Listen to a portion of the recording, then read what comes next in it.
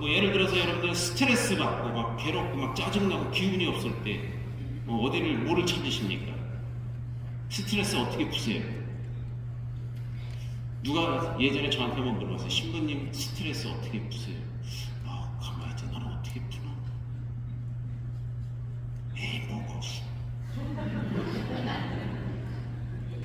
에이 오늘 한 잔 마시고 이렇게 푸는가? 그런 것 같기도 해요. 안 되겠어. 저기 만수산이나 올라갔다 와야겠다. 그렇게 푸는가? 여기 저 목욕탕에 가서 그냥 뜨거운 물에 푹 지지고 와야겠다. 이렇게 풀기도 하는 거. 여러분들 어떻게 푸십니까?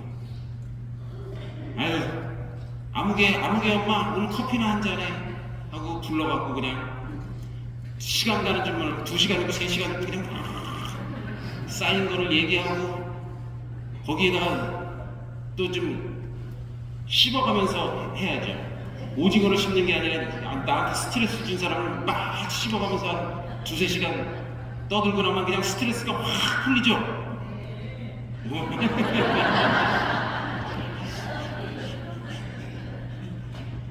그게 안식을 주는 건 아니잖아요.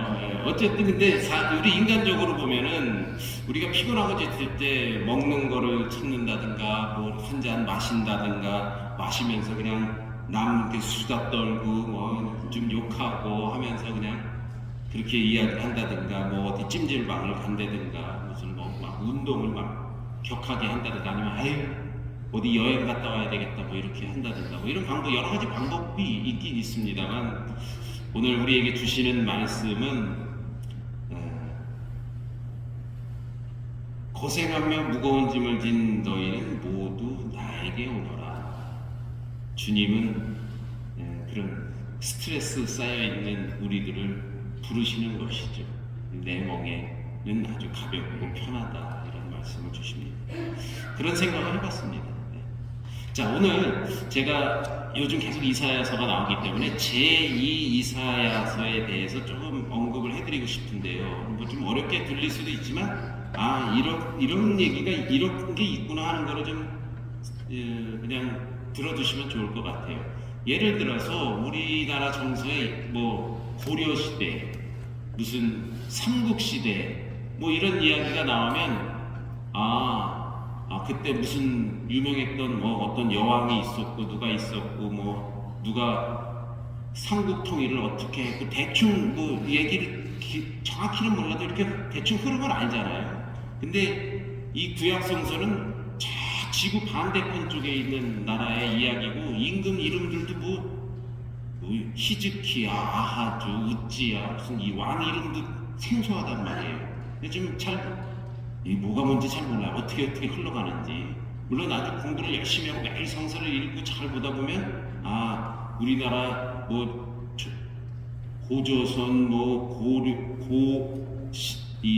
고구려 백제 신라 고려 조선 그 사이에 무슨 원나라가 침입했었고 뭐 했었고 조선시대 뭐 일제가 들어왔었고 대충 이런 흐름을 아는 것처럼 많이 공부하다 보면 어느 정도 이렇게 윤곽이 좀 이렇게 잡히게 되겠죠.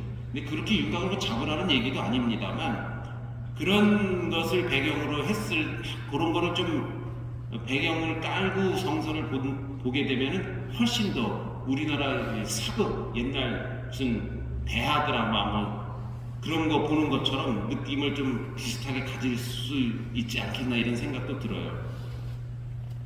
그러니까 지금부터 한 250년 전, 200년 전에 세상이 좀 변하기 시작했죠. 뭐 르네상스, 계몽주의 이런 얘기 들어보셨잖아요.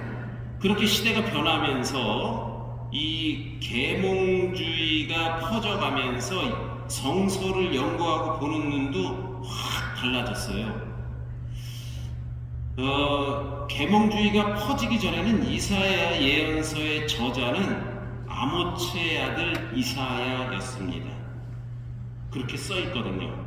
이사야 1장 1절에 보면 이렇게 써 있어요. 아모츠의 아들 이사야가 유다 임금 우찌야 요단 아하즈 히즈키야 시대에 유다와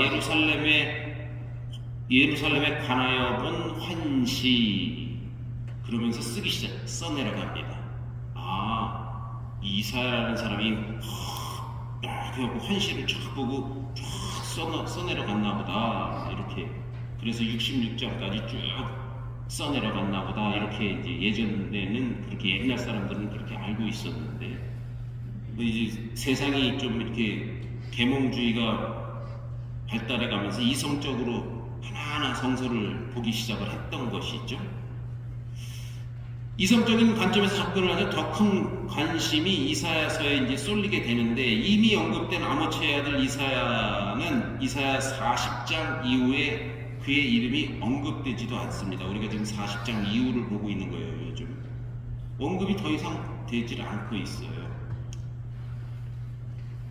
그리고 등장하지도 않습니다. 아울러 39장 6절에서 7절에 예고된 바빌론 유배와 다윗 가문의 몰락은 이미 전제된 상황에서 40장 이후의 본문이 전개가 되는데, 그리고 페르시아 임금 키루스의 실명이 본문에 언급되었기에 기원전 8세기의 예언자 이사야가 기원전 6세기의 인물인 키루스를 안다는 것이 불가능하다는 매우 중요한 사실에 주목을 하기 시작을 했습니다.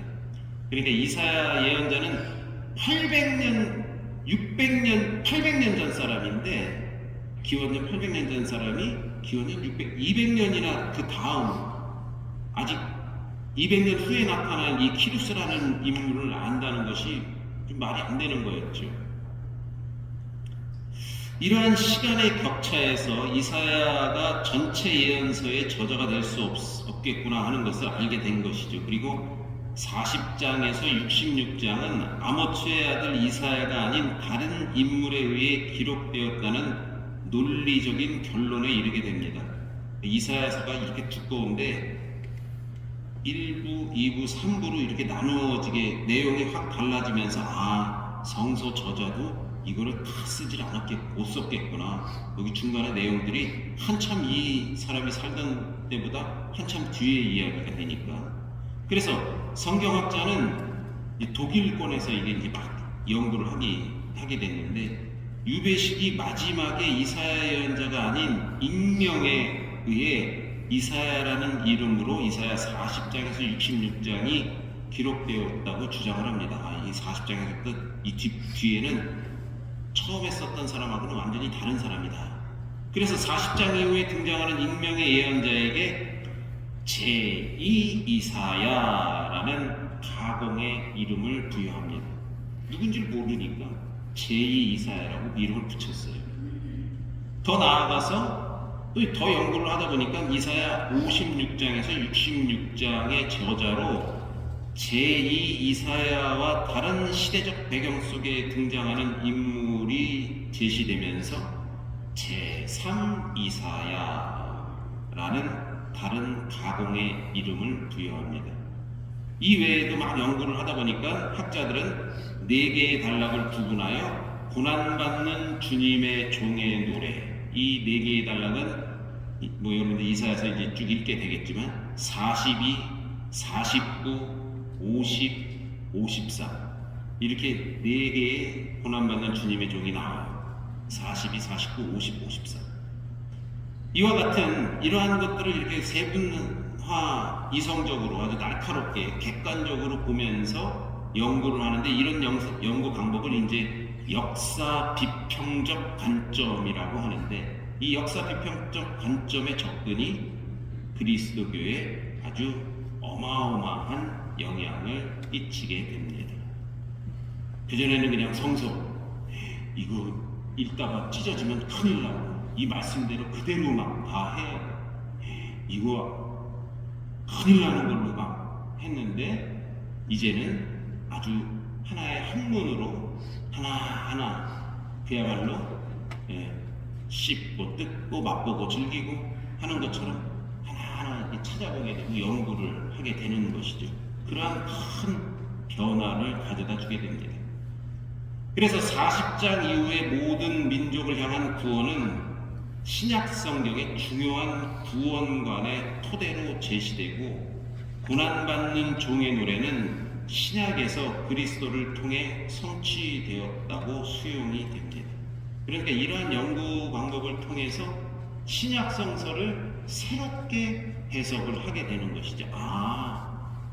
예수님의 말씀이 바로 이 구약성서 이런 배경에서 나왔겠구나.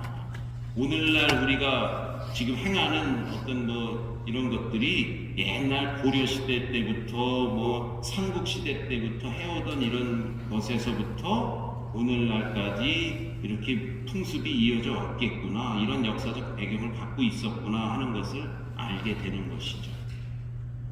그러면서 예수님의 말씀, 또 바오로 사도의 말씀, 신약의 여러 이런 말씀들을 구약성서와 아주 밀접하게 연관시켜서 해석하고 또 이해할 수 있게 된 것이죠.